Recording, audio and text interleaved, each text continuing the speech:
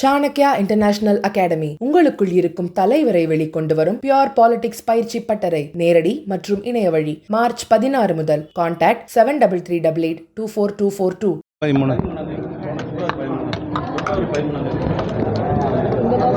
சரி சொல்லு. என்னுடைய மேற்கு தொகுதியில் 22 வார்டுகள் இருக்குது, மாநகராட்சி வார்டுகள். பல்வேறு வார்டுகளில் இந்த முல்லை பெரியார் அணை கூட்டுக்குடி திட்டத்துக்காக தோண்டப்பட்டு அப்படியே கிடக்குது, சரிப்படுத்தலை. முக்கியமான சாலைகள், பிரதான சாலைகள்லாம் குண்டும் குழியுமாக இருக்குது. அதில் மாணவர்கள்லாம் பள்ளிக்கூடம் போவது என்பது சாகச நிகழ்ச்சி மாதிரி ஆகிடுது. சாகச நிகழ்ச்சி மாதிரி தான் இருக்குது. எல்லாம் பெரியவங்க போனால் எலும்பு ஒரு 4-5 தடவை போனால் எலும்பு முறிவு ஏற்படும்.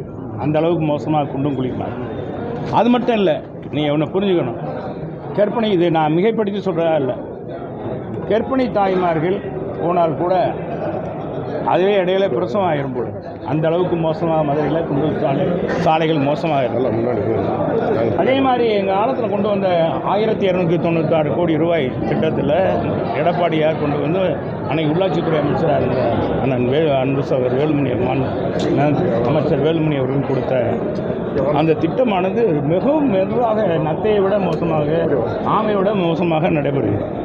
இது ஏற்கனவே எழுத்துப்பூர்வமாக எழுதி கொடுத்துட்டோம். பல ஆணையாளர்கள் 4-5 ஆணையாளர்கள் மாறிட்டாங்க. ஒவ்வொரு ஆணையாளரும் வரும்போது வரவேற்று அதை கொடுக்குறோம். ஆனால் குறைபாடுகள் தீர்ந்தபாடு இல்லை. குப்பையிலா காய்ச்சலுக்கு இப்போ உயர் நீதிமன்றம் கூட நேற்று சென்னையிலேருந்து சொல்லலாம், மதுரையிலேருந்து சொல்லியிருக்காங்க. எனவே இதையெல்லாம் அகற்றணுன்றக்காகத்தான் இதெல்லாம் போக்கணும். நானும் என்னடா மாமன்றம், எனக்குன்னு ஒரு ப்ரெஸ்டீஜ் இருக்குது.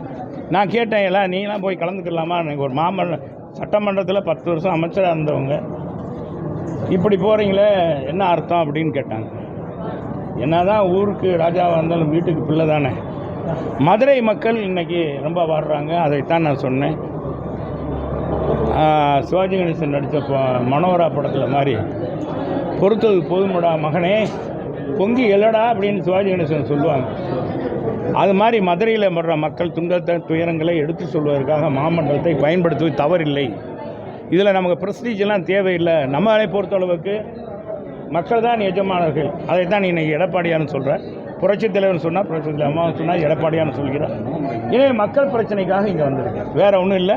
முழுமையாக என்னுடைய கோரிக்கையெல்லாம் சொல்லியிருக்கேன். மேயர் அவர்களும் காது கொடுத்து கேட்டாங்க.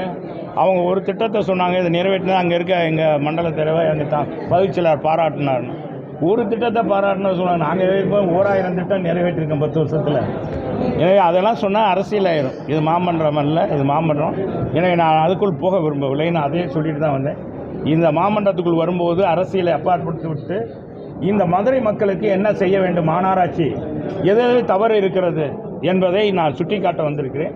எனவே கவனமாக குறித்து கொண்டு நீங்கள் நிறைவேற்றி தருவீங்கன்னு வந்திருக்கேன். ஏன்னா நான் மனு கொடுத்து ஓய்ஞ்சு போயிட்டேன். இனியாவது இந்த மாநகராட்சி நிறைவேற்ற வேண்டும். மதுரை மக்களுக்கு தேவை நிறைவேற்றணும். அதிவிரைவில் குடிநீர் அந்த விரைவில் கோடைக்காலம் ஆரம்பிக்கிறதுனா இப்போவே குடிநீர் பற்றாக்குறை வந்துருச்சு. அதை தீர்ப்பதற்கு என்ன நடவடிக்கை மாநகராட்சி ஆணையர் எடுத்திருக்காரு, மேயர் என்ன எடுத்திருக்காரு, என்ன மாதிரி அதை தீர்க்க போகிறாங்க என்பது தெரியணும் அப்படின்னு சொல்கிறதுக்கும் இந்த சாலைகள்லாம் போடணுன்றதுக்காக பேசுகிறேன். சார், மேற்கு சட்டமன்ற தொகுதியை வச்சு மையமாக வச்சு பேசும்போது திருமாவளவன்லாம் ஓட்டுனாங்க. ஆமாம், ஆனால் உண்மை அப்படி அது இல்லைன்னு சொன்னீங்களா? இப்போ அதுவும் அதே திருமாவளவன்மா இல்லை. இன்றைக்கி நான் எப்படி மாமன்றத்துக்கு போகணும், என்ன நோக்கத்துக்கு போனேன், மதுரை மக்களுக்கு மிக கஷ்டப்படுறாங்க, துன்பப்படுறாங்க, தெருவிளக்கு சரியாக எரியலை, குப்பையும் கூடமாக மதுரை காட்சி அளிக்குது, உயர் நீதிமன்றமே சொல்லிருச்சு. அது மட்டுமல்ல, விரைவாக கோடை காலம் ஆரம்பிக்கிறதுனால விரைவாக குடிநீர் பற்றாக்குறை வராதுங்க. இப்படிப்பட்ட சூழ்நிலை இருக்கிறதுனால மாரியம்மன் தெப்ப குளத்தில் பார்த்தீங்கன்னா வத்த போகுது தண்ணி. இன்றைக்கி கிரிக்கெட் விளையாட போகிறான், பந்து விளையாட போகிறான். 8 வருஷம் தண்ணியை குறைக்காமல் பார்த்துக்கிட்டோம். வைகை டேம்லேருந்து வர தண்ணியெல்லாம் வேஸ்ட் போய் முன்னால் கூட போயிட்டுச்சு. நான் மனு கொடுங்க, இப்போ கூட தண்ணி போயிட்டு இருக்கு. ஆனால் அந்த தண்ணியை திருப்பி அந்த ஸ்டட்டரை மட்டும் திறக்க சொல்லுங்கள் பொதுப்பணித்துறைகிட்ட, அவங்க திறந்துடுவாங்க.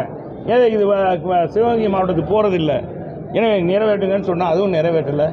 இது போன்ற கோரிக்கைகள் நிறைய இருக்கிறதுனால எங்கள் மாமன்ற எதிர்க்கட்சி தலைவர் அப்பப்போ சுட்டி காட்டுகிறா. எங்கள் மாமன்ற உறுப்பினர் சுட்டி காட்டினாலும் கூட நம்ம சொன்னால் ஒரு முக்கியத்துவம் வருமே, அப்போவா செய்கிறாங்களா அப்படின்னு பார்க்குறதுக்காக வந்து சார், மேற்கு சட்டமன்ற தொகுதிக்கு உட்பட்ட ஜீவா நகர் ஜெயந்திபுரம் பகுதியில் 2 ஆண்டுகளுக்கு மேலாக சாலை ரொம்ப இதாக இருக்குது. பல முறை கோரிக்கை வச்சு அதைத்தான் சொல்லிட்டு வரேன். சாலை நல்ல வசதியாக இருக்குன்னு போட்டிருக்கோம் அப்படின்னு சொன்னாங்க மேயர். நீங்கள் வந்து பார்க்க நான் போனால் வாதமாயிரும். அதுக்குள்ளே போகல. அங்கே இருக்கிற அம்மையார் தெருவில் இருக்கிற குப்பையை அகற்றணும்னு ஏற்கனவே மனு கொடுத்தேன். அதுவும் அகற்றலை. அதையும் சொல்லிட்டு வந்திருக்கேன். நான் முதலே மனு கொடுத்தேன். இப்போ உயர்நீதிமன்றம் சொல்லியிருக்கு குப்பை நகரம் கோயில் மாநகரம் குப்பை நகரமாக மாறிக்கொண்டு இருப்பது. இதை மாற்றுங்கன்னு சொல்லிட்டு வந்தேன்.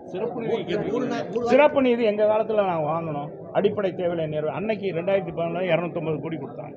அதுக்கடுத்து ஸ்மார்ட் சிட்டி திட்டம் அது இதுன்னு நிறைய திட்டங்களை கொடுத்ததுனால நிதி தேவைப்படலை. இப்போ அப்படியாச்சும் போய் நிதி வாங்குங்க. ஏன்னா கோயம்புத்தூர் கொடுத்துருக்காங்க, திருச்சிக்கு கொடுத்துருக்காங்க, மெட்ராஸுக்கு கொடுத்துருக்காங்க, சென்னைக்கு கொடுத்துருக்காங்க. இங்கே மட்டும் வாங்காமல் இருக்கீங்க.